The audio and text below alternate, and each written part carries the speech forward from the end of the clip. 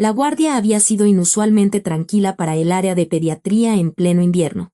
El doctor Víctor Manuel de la Torre, jefe del departamento, caminaba por el pasillo del tercer piso, registrando de forma automática los sonidos habituales, la risa amortiguada que salía de la sala de juegos, el murmullo monótono de los televisores en los cuartos, el arrastrar de las pantuflas de alguna abuela que había venido a visitar a su nieto. Tenía 53 años, y 30 de ellos los había pasado entre estas paredes.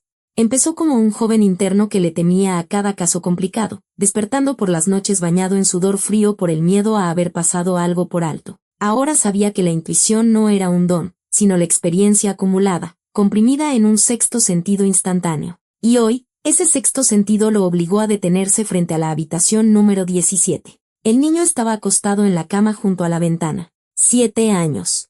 Cabello castaño claro, un rostro delgado y pálido. El historial médico indicaba, Mateo Ramírez, ingresado hace 2 días con sospecha de neumonía. Su madre lo había traído tarde por la noche, diciendo que llevaba una semana tosiendo y que le había subido la fiebre. Una historia común, de las que había cientos cada temporada. Pero algo no estaba bien. Víctor Manuel se quedó en el umbral, observando. El niño no dormía, tenía los ojos abiertos, pero tampoco se movía. Simplemente yacía ahí, con la mirada fija en el techo, como si no tuviera vida. A su lado, en la mesita de noche, había un plato de avena intacto y un té de manzanilla que ya se había enfriado. Mateo, llamó el doctor en voz baja. El niño se sobresaltó, no por la sorpresa, sino como si hubiera recibido un golpe. Giró la cabeza bruscamente, y en sus ojos brilló algo que hizo que a Víctor Manuel se le encogiera el corazón. Miedo. No el miedo infantil a una inyección o a un jarabe amargo. Era otro tipo de miedo, adulto, acorralado. ¿Puedo pasar?, preguntó el doctor. El niño asintió apenas, solo con los párpados. Víctor Manuel entró, tomó una silla de la cama vacía de al lado, la colocó junto a la de Mateo y se sentó. No de frente, ni encima de él, sino a su lado, para que ambos miraran en la misma dirección. Con los años de trabajo había aprendido que los niños no se abren con quien se cierne sobre ellos con preguntas, sino con quien simplemente se sienta a su lado en silencio. Guardaron silencio por 1 minuto. Afuera caía una llovizna fina, gotas menudas que se pegaban al cristal. Por el pasillo pasó la enfermera. Sofía. Tintinearon los frascos en su bandeja. ¿No está rica la avena?, preguntó Víctor Manuel. No sé, respondió el niño. Su voz era ronca, apagada, pero no por la enfermedad. Así hablan los niños que han llorado mucho o que han guardado silencio por mucho tiempo. A mí tampoco me gusta mucho, pero los chilaquiles que hacen aquí son muy buenos. Mañana pediré que te traigan. Mateo giró la cabeza y miró al doctor. Lo estudiaba con desconfianza, como si intentara descifrar si era como los demás o si era diferente. Y fue entonces cuando Víctor Manuel lo notó. En el cuello del niño, justo debajo de la oreja, se veía una línea delgada, ya desvanecida, pero todavía visible. No era un rasguño. No era la marca de la ropa. Era la cicatriz de algo fino y resistente. Una cuerda, un cable, un cinturón. El doctor llevaba muchos años en pediatría. Había visto de todo. Había visto niños que se cayeron de la bicicleta, que se quemaron con agua hirviendo, que se rompieron los brazos en los columpios. Y también había visto lo otro, aquello sobre lo que no escriben en los libros de texto, pero que se queda grabado para toda la vida. Las marcas que no deja el azar, sino las personas. No preguntó por la cicatriz. No ahora. No así. Mateo, dijo con calma. Dime, ¿quieres ir a casa? Una pregunta sencilla. Cualquier niño en un hospital sueña con su casa. Con su cama, sus juguetes, la comida de su mamá. Cualquier niño habría respondido que sí antes de que la pregunta terminara de resonar. Mateo guardó silencio. 1 segundo. 2. 5. Luego, su rostro se transformó. Le temblaron los labios, la barbilla se le arrugó y de sus ojos, secos, irritados, los ojos de un niño de 7 años, comenzaron a rodar las lágrimas. En silencio, sin sollozos. Simplemente brotaron, como si alguien hubiera abierto una llave. No, susurró. No quiero. Allá está el tío malo. Víctor Manuel sintió un escalofrío recorrerle la espalda. En 30 años. Había oído esas palabras más de una vez. Y cada vez, cada maldita vez, significaban lo mismo. ¿Qué tío? ¿Mateo? Preguntó con voz firme, aunque por dentro todo se le contraía. El amigo de mi mamá. Él dice que soy malo, que me tiene que educar. Me educa con el cinturón. Y también, el niño se cayó. Las lágrimas seguían fluyendo, pero no se las secaba, simplemente yacía ahí, mirando al doctor con esa terrible mirada de anciano. ¿Y tu mamá? Preguntó Víctor Manuel en voz baja. Mi mamá tiene miedo. Me dice que me calle, que así tiene que ser, que luego todo estará mejor. El doctor se levantó lentamente. Sentía las piernas como si fueran de algodón. La boca se le había secado. Puso una mano en el hombro del niño. Con cuidado, casi sin peso. Mateo, vuelvo en un momento. Tú, por ahora, descansa. ¿De acuerdo? El niño asintió. Y por primera vez en toda la conversación, en sus ojos brilló algo parecido a la esperanza. Víctor Manuel salió de la habitación. Cerró la puerta tras de sí. Se quedó un segundo mirando la pared blanca de enfrente. Y luego sacó su teléfono y marcó un número que se sabía de memoria. Policía. Habla el doctor de la Torre, del hospital infantil. Necesito un inspector de asuntos de menores. Urgente. Los siguientes 40 minutos se arrastraron con una lentitud insoportable. Víctor Manuel estaba sentado en su consultorio, mirando el teléfono, esperando. Se asomó 2 veces a la habitación. Mateo yacía quieto, de cara a la pared. Entonces llamaron del puesto de seguridad. Doctor de la Torre. Hay una mujer aquí. Dice que es la madre del paciente de la 17. Exige que la dejen pasar. Reténganla. Díganle que ahora mismo están en procedimientos. Yo bajo. Bajó a la recepción y la vio, una mujer delgada, de unos 30 y tantos años, con el rostro demacrado y los ojos nerviosos que iban de un lado a otro. Estaba sentada en una silla de plástico, aferrada a las asas de su bolso. ¿Usted es la madre de Mateo Ramírez?, preguntó Víctor Manuel. Sí. ¿Por qué no me dejan ver a mi hijo? ¿Qué está pasando? Se le están realizando unos estudios adicionales. Tendrá que esperar. La mujer levantó la cabeza. En sus ojos brilló el miedo. El mismo miedo que el doctor había visto en el niño. ¿Qué estudios? Si solo tiene neumonía. Estamos confirmando el diagnóstico. Espere aquí. Por favor. Se dio la vuelta y se fue, sintiendo la mirada de ella en su espalda. Una mirada pesada y desesperada. 20 minutos después, 2 coches se detuvieron en la entrada del hospital. De primero bajó una mujer de civil, la inspectora Tatiana Valdés, 42 años, 18 de ellos en el cuerpo. Especialidad, crímenes contra menores. Del segundo, 2 uniformados, muchachos jóvenes con rostros tensos. Víctor Manuel los recibió en el vestíbulo. ¿Dónde está el niño?, preguntó Valdés sin preámbulos. Habitación 17, tercer piso. Di órdenes de que no dejaran pasar a la madre. Llegó hace 40 minutos. Intentó entrar a la fuerza. Ahora está abajo. En la recepción. Esperando. Con ella hablaré después. Primero.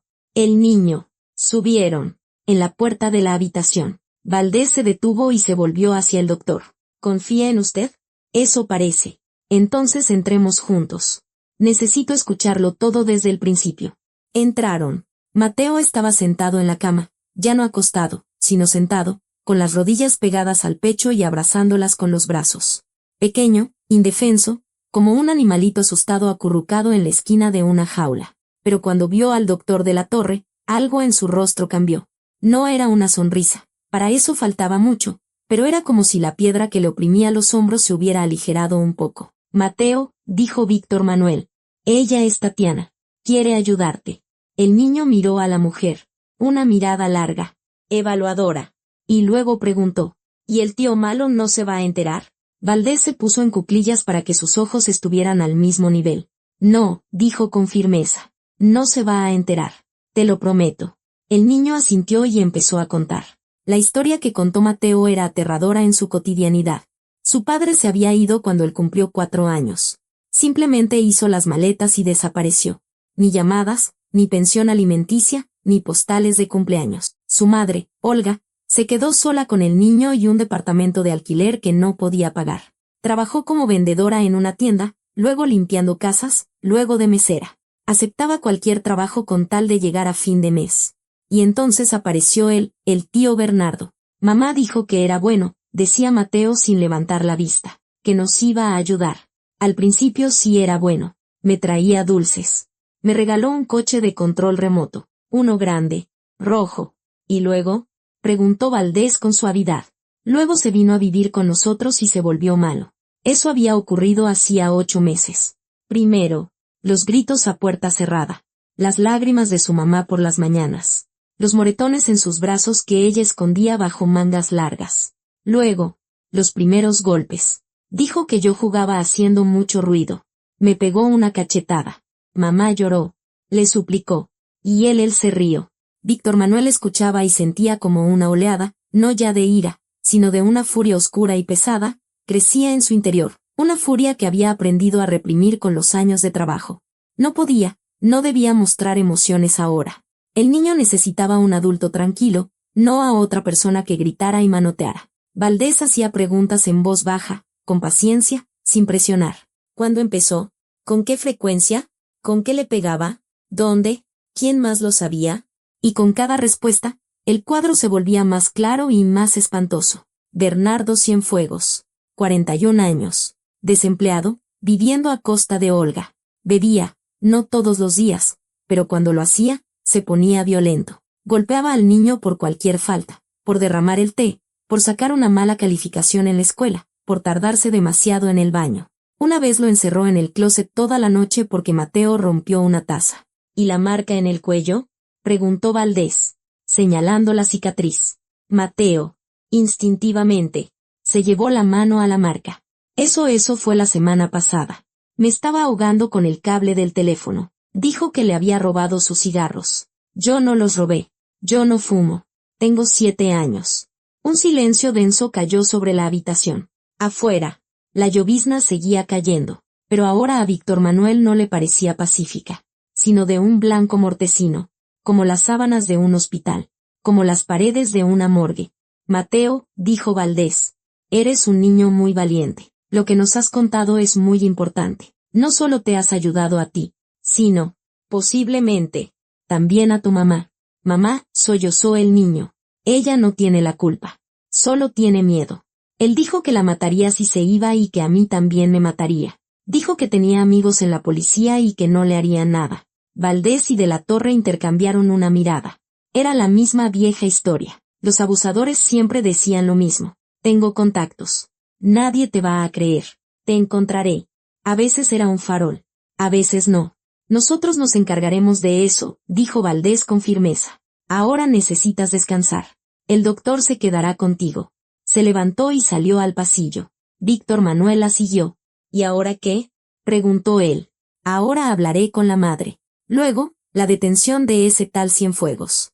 Con suerte, lo tendremos esta misma tarde. El niño, mientras tanto, se queda aquí, bajo su supervisión. Lo registraremos como una extensión de la hospitalización por indicaciones médicas.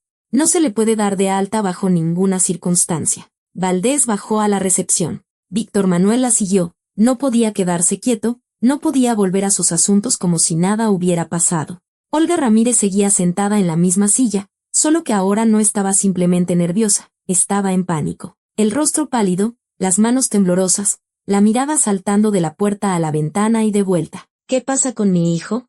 Se levantó de un salto al ver a Valdés. ¿Por qué la policía? ¿Qué está pasando? Señora Olga, dijo Valdés con calma. Pero detrás de esa calma se sentía el acero. Acompáñeme a una oficina. Necesitamos hablar. No iré a ningún lado hasta que vea a mi hijo. Lo verá, después de que hablemos. Entraron en una pequeña oficina vacía en el primer piso.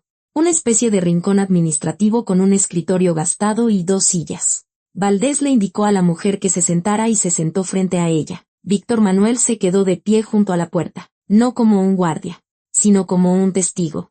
Señora Olga, comenzó Valdés. Su hijo nos ha hablado de Bernardo Cienfuegos. La mujer se estremeció como si la hubieran golpeado. La sangre huyó de su rostro. Sus labios palidecieron. ¿Qué? ¿Qué les dijo? Todo. Sobre los golpes. El closet. El cable del teléfono. Olga se cubrió el rostro con las manos y rompió a llorar. No era un llanto teatral ni para llamar la atención. Era un llanto terrible. Desgarrador. El llanto de alguien a quien se le ha derrumbado el mundo. Ustedes no entienden, balbuceaba entre sollozos. No podía, nos habría matado. Dijo que nos encontraría donde fuera. Valdés le dio un minuto.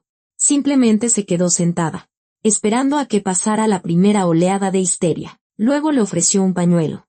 Señora Olga, entiendo que tenga miedo, pero ahora tiene una opción. Puede ayudarnos y ayudarse a sí misma. O puede guardar silencio. Y entonces su hijo volverá al infierno del que acabamos de sacarlo. ¿Qué elige? La mujer levantó el rostro bañado en lágrimas. En sus ojos. En esos ojos atormentados y acorralados. Apareció de repente algo nuevo. Aún no era esperanza, pero sí un destello de ella. ¿De verdad pueden detenerlo? Podemos. Si usted presenta una denuncia. Olga guardó silencio un largo rato, mirando sus manos. Unas manos delgadas y maltratadas con las uñas rotas. Luego, en voz baja, dijo, no solo golpeaba a Mateo. En su computadora tiene archivos, fotos de niños. Me las enseñó una vez, cuando estaba borracho. Se reía, decía que era su colección. Valdés se quedó helada. Víctor Manuel sintió que el suelo se abría bajo sus pies.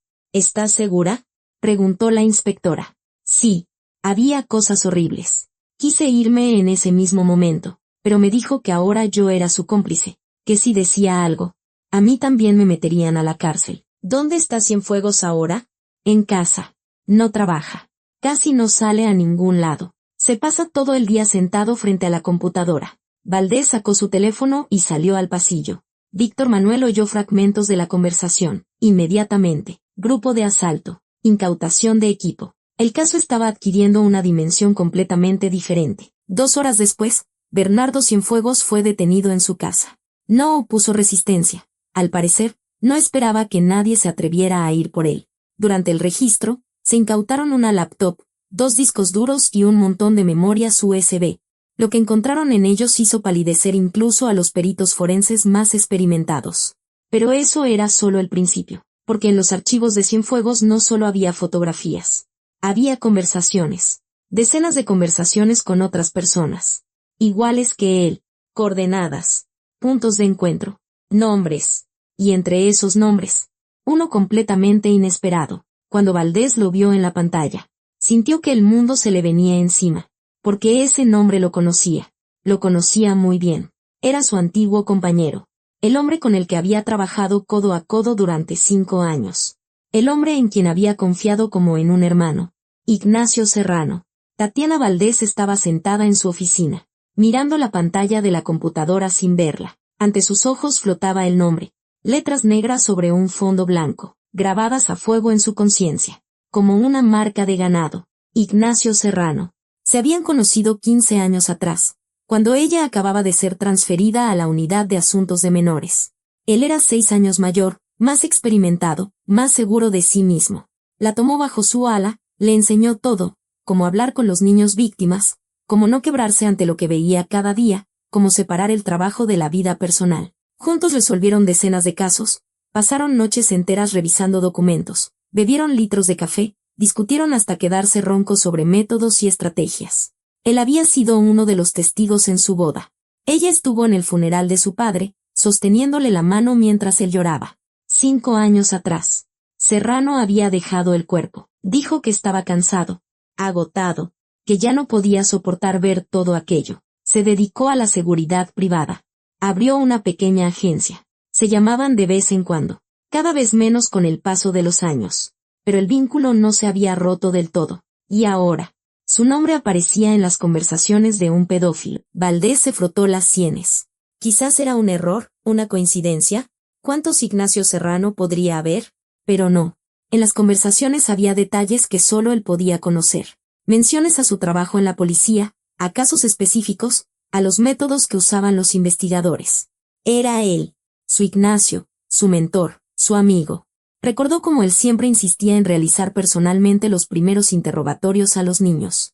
Como a menudo se quedaba hasta tarde en la oficina, revisando expedientes. Como una vez, y solo ahora se daba cuenta, la disuadió de investigar a un sospechoso, diciendo que era una pista falsa. A ese sospechoso lo encontraron muerto tiempo después. Suicidió, decía el informe. Ella no investigó más, confió en Ignacio. ¿Cuántas veces más había confiado en él? ¿Cuántos casos había enterrado? ¿Cuántos niños no fueron salvados porque él desvió la investigación hacia un callejón sin salida? Sonó el teléfono. Valdés se sobresaltó. Miró la pantalla. Era el número de la Torre. El doctor del hospital. Sí, inspectora Valdés. La voz del doctor era tensa. ¿Qué ha pasado? Un hombre vino a ver a Mateo. ¿Qué hombre? Se presentó como agente de policía. Mostró una credencial. Dijo que necesitaba hacerle unas preguntas al niño. El guardia de seguridad lo dejó pasar. Valdés se levantó de la silla de un salto. ¿Cómo era? Alto, canoso, de unos 50 años. Una cicatriz en la ceja izquierda. Hablaba con calma, con seguridad. La enfermera, Sofía, lo vio. Dijo que estuvo en la habitación unos 10 minutos. Una cicatriz en la ceja izquierda. Serrano se la había hecho hacía 15 años, cuando un detenido lo golpeó con una botella. ¿Dónde está ahora? Se fue. Hace unos 40 minutos. Me acabo de enterar. Sofía no me dijo antes. Pensó que todo estaba en orden. ¿Cómo está el niño?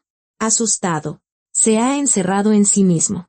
No quiere decir que le dijo ese hombre. Voy para allá. No deje que nadie se le acerque. Absolutamente nadie. ¿Entendido? Ni aunque le muestren la credencial del presidente. Valdés arrojó el teléfono a su bolso y salió corriendo de la oficina. En su cabeza martilleaba una idea. Lo sabe. Serrano sabe que lo han descubierto. Y fue a ver al niño. ¿Para qué? ¿Para intimidarlo? ¿Para hacerlo callar? ¿O no quería pensar en la tercera opción? El trayecto al hospital le llevó 20 minutos. Valdés condujo a toda velocidad, ignorando todas las normas de tráfico posibles. Entró como una exhalación en el vestíbulo. Le mostró su placa al guardia. El hombre palideció al reconocerla. Yo no sabía, él también mostró una credencial. Parecía auténtica. Luego nos ocuparemos de eso. Subió al tercer piso, casi corriendo por el pasillo. Junto a la habitación 17 estaba De la Torre, pálido, con ojeras oscuras. Está ahí, dijo el doctor en voz baja. Acostado, de cara a la pared. No responde a las preguntas. Valdés entró en la habitación. Mateo, efectivamente, yacía de lado, de espaldas a la puerta, acurrucado bajo la manta. Solo se le veía la coronilla, el pelo castaño claro sobre la almohada blanca. Mateo, lo llamó suavemente. Soy yo, Tatiana. ¿Me recuerdas? El niño no se movió. Mateo, necesito saber qué te dijo ese hombre. Es muy importante. Silencio. Solo el tic-tac del reloj en la pared y los sonidos apagados del pasillo. Valdés se acercó. Se sentó en el borde de la cama, sin tocar al niño, sin inclinarse sobre él, simplemente a su lado, como lo había hecho De la Torre la primera vez. Sé que tienes miedo, dijo en voz baja. Y sé que probablemente te dijo cosas horribles, pero escúchame. Yo estoy de tu lado. Y el doctor también está de tu lado. No vamos a dejar que te hagan daño. Pero para eso tienes que contarnos qué pasó. Una larga pausa. Luego, una voz apenas audible desde debajo de la manta. Dijo que sabe dónde vive mi mamá. Valdés sintió que se le encogía el corazón. ¿Qué más? Que si le cuento a alguien sobre él, la encontrará y le hará daño. Y que a mí también me hará daño. Dijo que tiene amigos en todas partes, que la policía no le asusta, que él, la voz del niño se quebró. Se dio la vuelta. Tenía el rostro mojado por las lágrimas. Los ojos enormes, llenos de terror. Me enseñó una foto en su teléfono. Era mi mamá. En la calle, cerca de la tienda. Dijo que su gente la está vigilando. Ahora mismo. Valdés sacó su propio teléfono y marcó el número del oficial de guardia. Habla Valdés. Necesito una unidad en esta dirección. Dio la dirección de Olga Ramírez. La mujer está en peligro. Y emitan una orden de búsqueda y captura para Ignacio Serrano.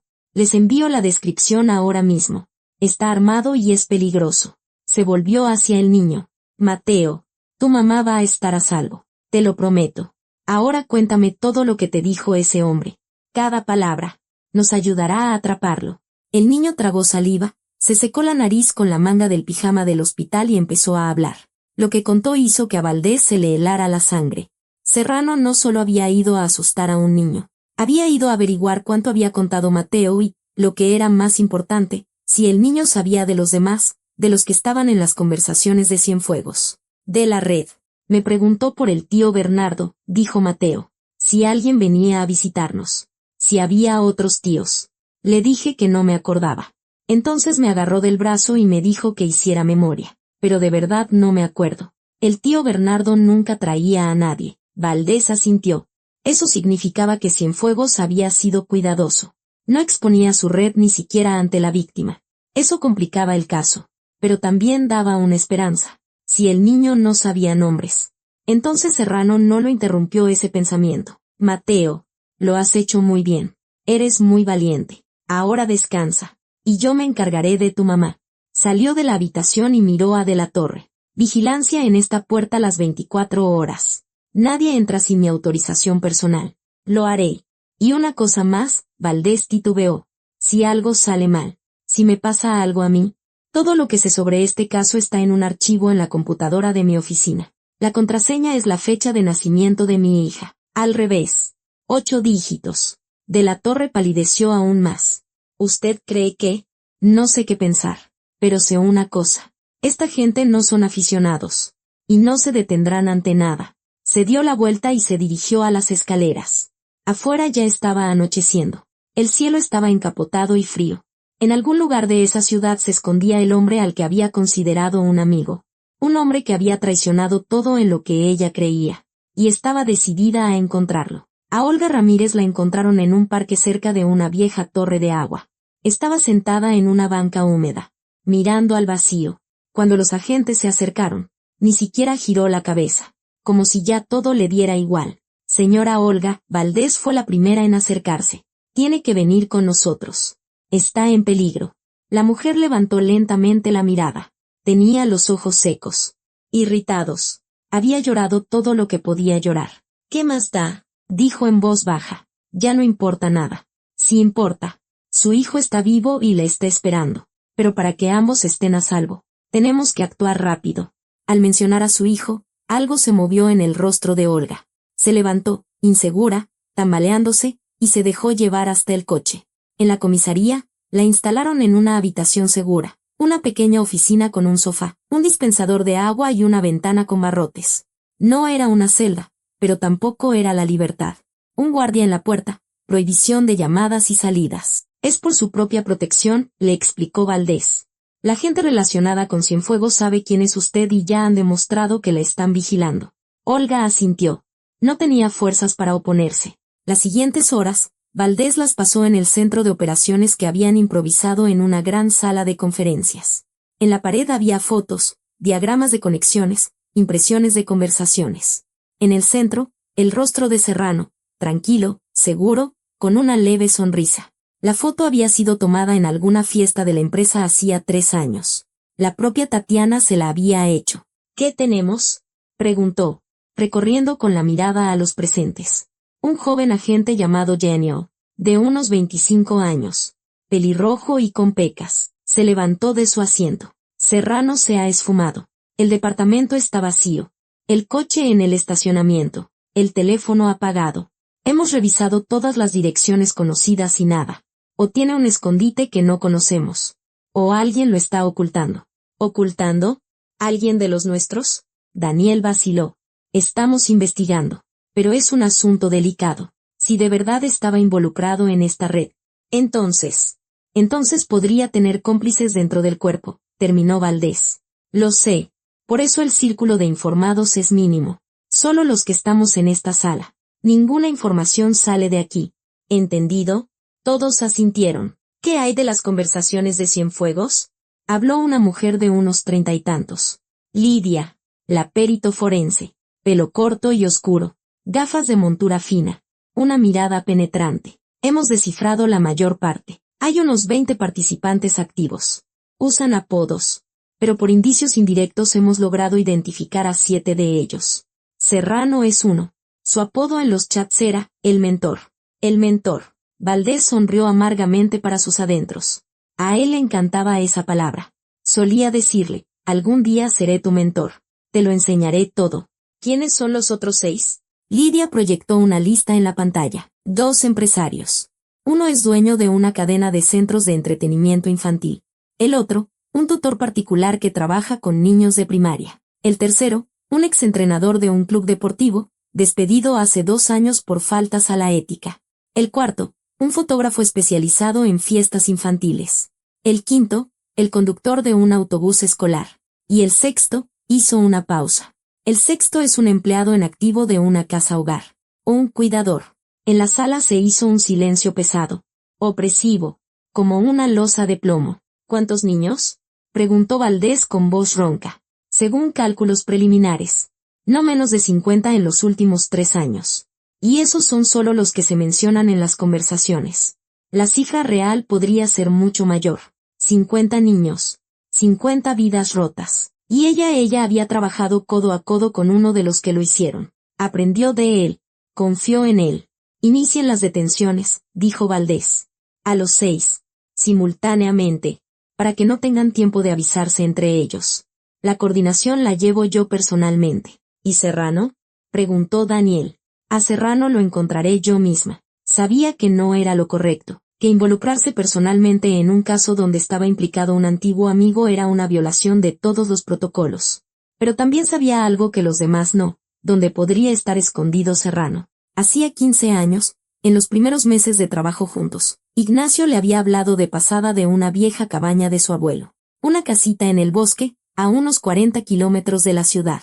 Iba allí a pescar, a desconectar del bullicio. La había invitado, pero ella siempre se negó, alegando que estaba ocupada. La cabaña no estaba registrada a su nombre. El abuelo había muerto hacía mucho tiempo. Nunca arreglaron la herencia. No existía en ninguna base de datos. El refugio perfecto. Valdés no se lo dijo a nadie. Si había un topo en el departamento, y su intuición le decía que sí, la información podría filtrarse. Y entonces Serrano desaparecería para siempre. Salió del edificio a las 3 de la madrugada. La llovizna había cesado, pero el cielo seguía cubierto de nubes, sin estrellas ni luna. La ciudad dormía. Solo algunos coches pasaban veloces por las calles desiertas. Junto a su coche, se detuvo y marcó un número. Mamá, la voz somnolienta de su hija. Katia tenía 16 años. Vivía con su abuela desde que Valdés se divorció hacía 5 años. ¿Por qué llamas tan tarde? Solo quería oír tu voz. ¿Cómo estás? Bien, durmiendo. Mamá, ¿está todo bien? Valdés guardó silencio. Quería decir tantas cosas. Y no podía decir ninguna. Todo bien, mi niña. Solo un caso complicado. Te quiero. Lo sabes, ¿verdad? Lo sé. Ma, yo también te quiero. ¿Seguro que estás bien? Tu voz suena rara. Solo estoy cansada. Venga, a dormir. Hablamos mañana. Colgó y se quedó unos segundos mirando la pantalla oscura del teléfono. Luego subió al coche y arrancó el motor. El trayecto duró casi 1 hora, fuera de la ciudad. La noche era más oscura y fría. El navegador perdió la señal hace mucho. Pero Valdés recordaba la dirección. Serrano le había enseñado fotos una vez. Le había explicado cómo llegar. La cabaña apareció de repente, emergiendo de la oscuridad entre los pinos. Pequeña, inclinada, con las contraventanas clavadas. Pero en una ventana del segundo piso, ardía una luz. Valdés detuvo el coche a 100 metros de la casa, apagó el motor, sacó la pistola de la funda, comprobó el cargador y salió en silencio, tratando de no hacer ruido sobre la tierra húmeda. El silencio era ensordecedor. Ni viento, ni pájaros, solo su propia respiración y el latido de su corazón en los oídos. Se acercó a la puerta y escuchó. Desde dentro llegaba un murmullo apenas audible, una radio o un televisor, luego el crujido de las tablas del suelo. Pasos. Valdés se retiró a la sombra y levantó el arma. La puerta se abrió. En el umbral estaba Serrano, envejecido, demacrado, con barba de 3 días, pero todavía reconocible. La misma cicatriz sobre la ceja izquierda, obtenida en el primer año que se conocieron. Los mismos ojos grises y fríos. La miraba directamente. Y sonreía. Hola, Tania, dijo con calma. Sabía que vendrías. Pasa. Hablemos. Valdés no bajó el arma. Las manos, dijo con frialdad. Despacio. Donde pueda verlas. Serrano sonrió, pero obedeció. Levantó las palmas a la altura de los hombros, mostrando que estaban vacías. Tania, 15 años de conocernos y no confías en mí. ¡Qué pena! 15 años conocí a un hombre que en realidad no existía. Así que la confianza no tiene nada que ver. Aléjate de la puerta. Entra. Él retrocedió hacia el oscuro recibidor. Valdés entró tras él, sin apartarle la vista, manteniendo la pistola lista. Dentro olía a humedad, a madera vieja y a algo más. Algo agrio, estancado.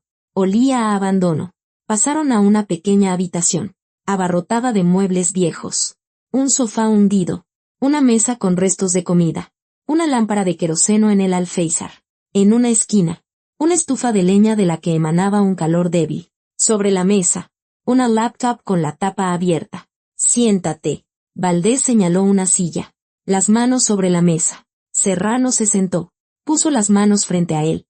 Con calma. Sin prisa. Como si fuera una conversación normal entre dos viejos amigos. Has venido sola, dijo.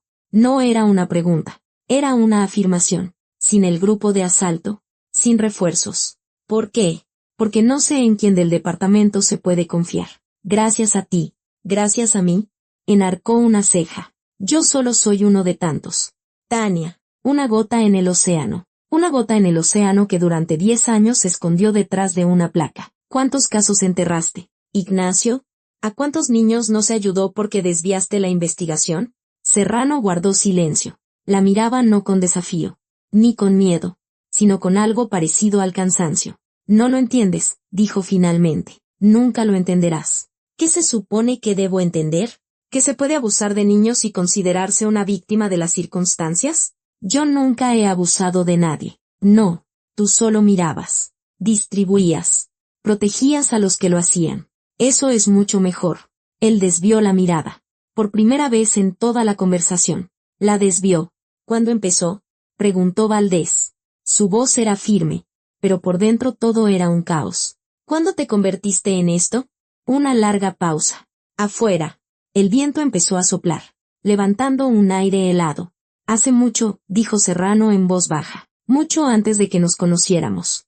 Tenía 12 años cuando mi tío, se interrumpió. Apretó la mandíbula. No importa. No es una excusa. Lo sé. No es una excusa, convino Valdés. A muchos les pasan cosas en la infancia y no todos se convierten en esto. No todos. Pero algunos sí. ¿Y sabes qué es lo peor? Intenté parar muchas veces. Fui a psicólogos. A psiquiatras. Incluso fui a la iglesia. ¿Te lo puedes creer? Recé. Pedí que me libraran de esto. ¿No funcionó? No. Porque no es una enfermedad que se pueda curar. Es parte de mí.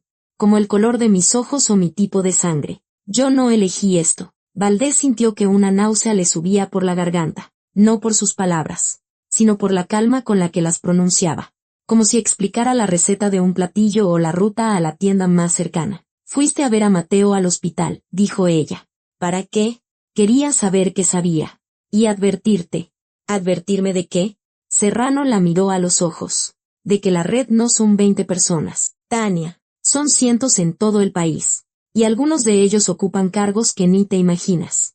Jueces, fiscales, diputados, gente que puede cerrar cualquier caso con una sola llamada. Mientes. ¿Para qué voy a mentir? Soy un hombre acabado, lo sabes. Incluso si escapo, me encontrarán tarde o temprano. Y si no me encuentran ustedes, me encontrarán los suyos. Sé demasiado. Señaló la laptop con un gesto. Ahí está todo, nombres, direcciones. Conversaciones de los últimos 10 años. Contraseñas de foros privados. Esquemas de financiación. Lo he estado recopilando por si acaso. Un seguro. ¿Un seguro contra qué? Contra el momento en que tuviera que elegir. Rendirme o no, terminó la frase. Pero Valdés entendió. ¿Ibas a suicidarte?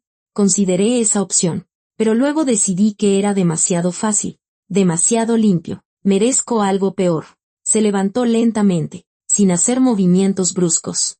Alto. Valdés levantó la pistola. Tranquila. Solo quiero enseñarte algo. Se acercó a un viejo armario en la esquina y abrió la puerta. Dentro había pilas de carpetas. Impresiones. Discos. Aquí hay copias de todo. Por si le pasa algo a la laptop. Llévatelo. ¿Por qué me das esto? Serrano se dio la vuelta. Y Valdés vio por primera vez en sus ojos algo humano. Dolor. Arrepentimiento. Vergüenza. Porque eres la única persona íntegra que conozco. La única a la que no pude corromper. 10 años trabajé a tu lado y ni una sola vez intenté reclutarte. ¿Sabes por qué? Ella guardó silencio. Porque eras titubeó, buscando la palabra, mi faro. Un recordatorio de lo que podría haber sido, de lo que debería haber sido. Mirándote, a veces casi creía que podía cambiar. Pero no cambiaste. No, no cambié. Dio un paso hacia ella. Y Valdés vio que algo brillaba en su mano. ¿Un cuchillo? No. Una pistola. Una pequeña, de bolsillo, que había escondido en el armario. Ignacio. Suelta el arma. No voy a dispararte. Tania. Levantó la pistola. pero no hacia ella, hacia su propia sien. No, Valdés se abalanzó hacia él. El disparo. No llegó a tiempo. Le faltó una fracción de segundo. Serrano se desplomó como un títere al que le cortan los hilos. Cayó sobre el viejo suelo de madera que probablemente había visto a su abuelo. El mismo suelo por el que corrió de niño, feliz e inocente, mucho antes de que el mundo lo rompiera. Valdés se quedó de pie junto al cuerpo, incapaz de moverse. Le zumbaban los oídos, todo le daba vueltas. La pistola se le cayó de los dedos entumecidos, golpeando las tablas del suelo. No supo cuánto tiempo estuvo así. 1 minuto, 1 hora. El tiempo se detuvo, se contrajo en un único punto, en el pequeño agujero oscuro sobre la sien izquierda del hombre que había sido su mentor, su amigo, su traidor. Luego sacó el teléfono. Le temblaban tanto las manos que falló 3 veces al marcar los botones. Daniel, soy Valdés. Apunta esta dirección y llama a los forenses. Serrano está muerto. Colgó y se dejó caer al suelo junto al cuerpo. No lloró, no tenía lágrimas. Simplemente se quedó sentada, mirando el rostro del hombre que había conocido durante 15 años y al que no conocía en absoluto. Sobre la mesa, la pantalla de la laptop brillaba. Cientos de nombres, cientos de direcciones, cientos de hilos que conducían a aquellos que aún estaban en libertad. El trabajo no había hecho más que empezar. El amanecer encontró a Valdés en su oficina. Llevaba casi un día sin dormir, pero no sentía el cansancio. Solo un vacío, frío y resonante, como el cielo invernal tras la ventana. Sobre su escritorio yacían las impresiones de la laptop de Serrano. Nombres, direcciones, fotografías. Lidia había trabajado toda la noche, extrayendo datos, sistematizando, verificando. A las 6 de la mañana, tenían una lista de 112 personas. 112 miembros de la red solo en su región. Y Serrano había hablado de cientos en todo el país. Entre los nombres había 3 agentes de policía en activo. Uno de su propio departamento, el sargento Cárdenas, de 34 años, casado, con 2 hijos. Trabajaba en la central de radio, tenía acceso a las bases de datos, a la información sobre las investigaciones en curso. El topo perfecto. Valdés recordó cómo él siempre le traía café por las mañanas, sonreía, le preguntaba cómo estaba. La llamaba inspectora, con respeto. Ella lo consideraba un buen tipo, cumplidor, fiable. Ahora no sabía en quién confiar. Llamaron a la puerta. Era Daniel, pálido y con los ojos enrojecidos por la falta de sueño. Inspectora, tenemos un problema. ¿Cuál? Llamaron de arriba, de la Comandancia General. Exigen que les entreguemos todo el material del caso. Valdés se levantó lentamente. ¿Quién llamó exactamente? El subdirector general, el coronel Garrido. Garrido. Conocía ese nombre. Lo había visto en reuniones, un hombre corpulento con una mirada pesada y mancuernillas de oro. Se decía que tenía contactos en las más altas esferas. Miró la lista de nombres de la laptop de Serrano, la recorrió hasta la letra G. Garrido, Andrés, coronel de policía. Apodo en la red, el curador. Daniel, dijo en voz baja, cierra la puerta y no dejes entrar a nadie. El joven palideció aún más, pero obedeció. ¿Qué está pasando? Garrido es uno de ellos. Está en la lista. Daniel soltó una maldición. Una de esas sinceras que solo saben decir los agentes jóvenes que aún no han aprendido a contenerse. ¿Y ahora qué? Ahora trabajamos rápido. Muy rápido. Antes de que se den cuenta de que lo sabemos. Las siguientes 2 horas se convirtieron en una carrera contrarreloj. Valdés contactó con la fiscalía, no la local, sino la estatal, saltándose todos los eslabones intermedios.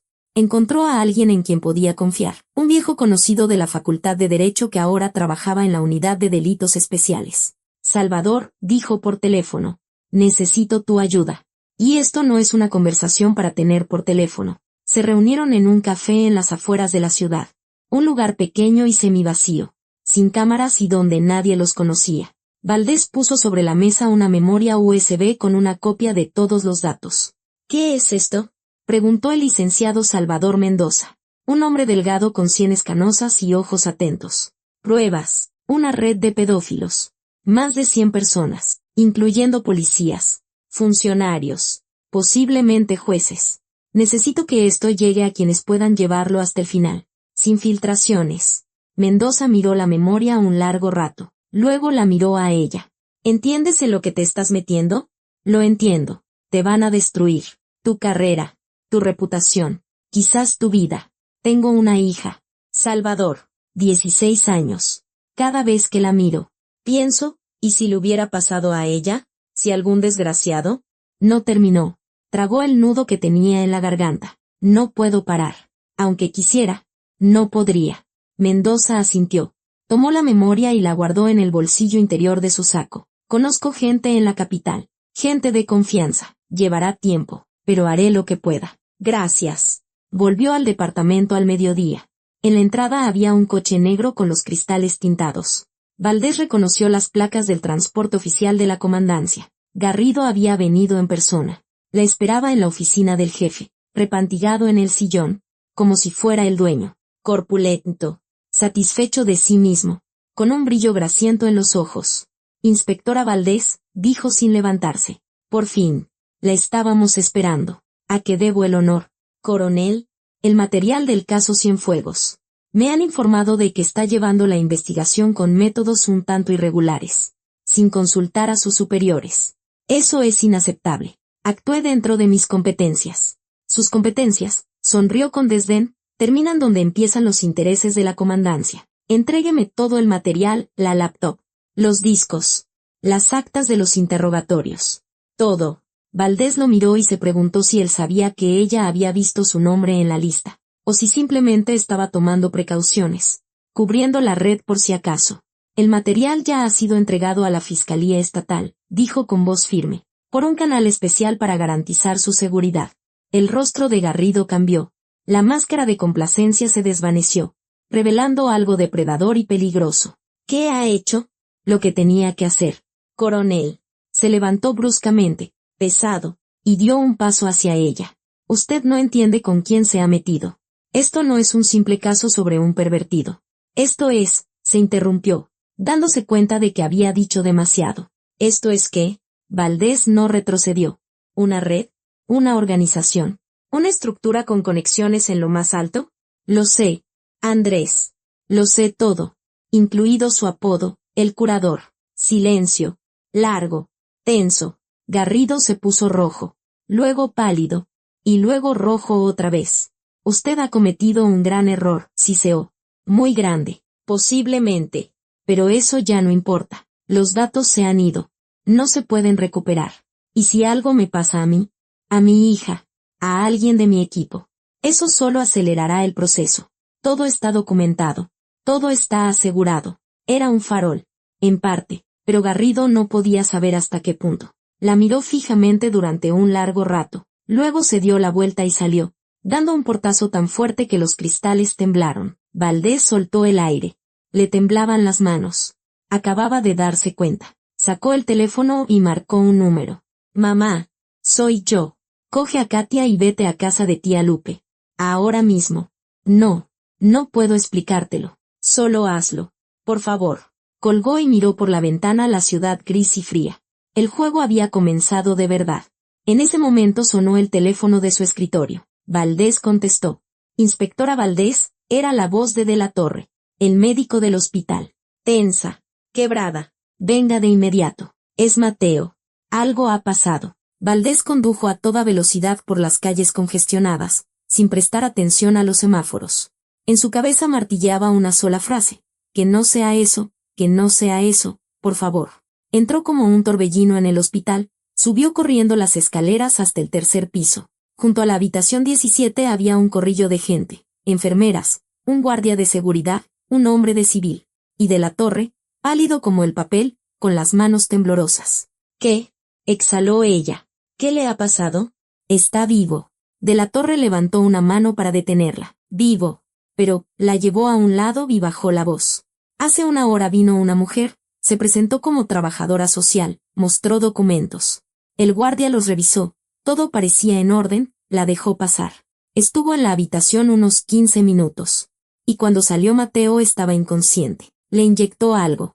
Apenas llegamos a tiempo un poco más y Valdés sintió que el suelo se hundía bajo sus pies. ¿Dónde está ella ahora? Se fue, tranquilamente, por la entrada principal. Las cámaras la grabaron. Pero, de la Torre le entregó una impresión de una cámara de seguridad. La mujer de la foto era anodina, de mediana edad, pelo oscuro, gafas, el rostro parcialmente cubierto por una mascarilla quirúrgica. Una profesional. El niño está estable ahora, continuó de la Torre. Le hicimos un lavado de estómago. Le pusimos suero. Era algún tipo de sedante, muy potente. Media hora más y el corazón se le habría parado. Valdés cerró los ojos. Lo sabían. Sabían que el niño era un testigo. Sabían que podía reconocer a alguien de la red. Y decidieron eliminarlo. Refuerce la seguridad, dijo. 2 hombres en la puerta de la habitación. 1 dentro. Nadie entra sin mi permiso personal. Nadie. ¿Entendido? Ya está hecho. Entró en la habitación. Mateo yacía en la cama, pálido, con los ojos cerrados, conectado a los tubos del suero. Pequeño, frágil, como un pájaro roto. A su lado estaba sentada Olga, a quien habían traído de la casa de seguridad inmediatamente después de la llamada de la Torre. Le sostenía la mano a su hijo y lloraba en silencio. «¿Sobrevivirá?», dijo Valdés. No era una pregunta, sino una afirmación, porque no podía haber otra opción. Olga levantó hacia ella sus ojos llorosos. «Usted prometió que estaría a salvo». «Lo sé». «¿Y yo?», Valdés se interrumpió. ¿Qué podía decir? ¿Qué palabras podían redimir lo que había sucedido? «Encontraré a los que hicieron esto. Se lo juro». Salió de la habitación y se apoyó en la pared. Cerró los ojos, intentando ordenar sus pensamientos. Habían atacado. Rápido, preciso, profesional. Eso significaba que tenía aún menos tiempo del que pensaba. El teléfono vibró en su bolsillo. Un mensaje de Mendoza. Materiales recibidos. Mañana por la mañana, detenciones. Aguanta. Mañana. Un día entero. En ese tiempo, podían llegar a cualquiera, a ella, a la madre, a su hija. Marcó el número de Daniel. Cárdenas, dijo sin preámbulos. ¿Dónde está ahora? En el departamento. Está de guardia. Coge a 2 hombres y deténlo. En silencio. Sin escándalo. Llévalo a un lugar seguro y reténlo allí hasta que yo llegue. Entendido.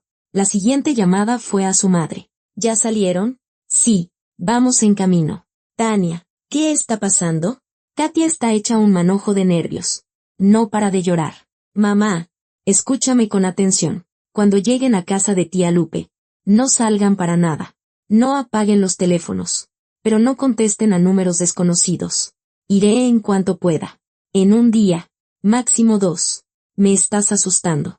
Lo sé, pero es necesario. Las quiero. Colgó y se quedó unos segundos mirando al vacío. Luego se enderezó. Irguió los hombros. Se acabó el miedo.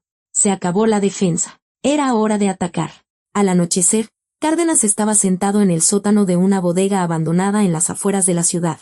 El mismo tipo de lugar que se usaba para interrogar a sospechosos especialmente peligrosos cuando no se querían dejar rastros en los informes oficiales. Valdés sabía que era ilegal.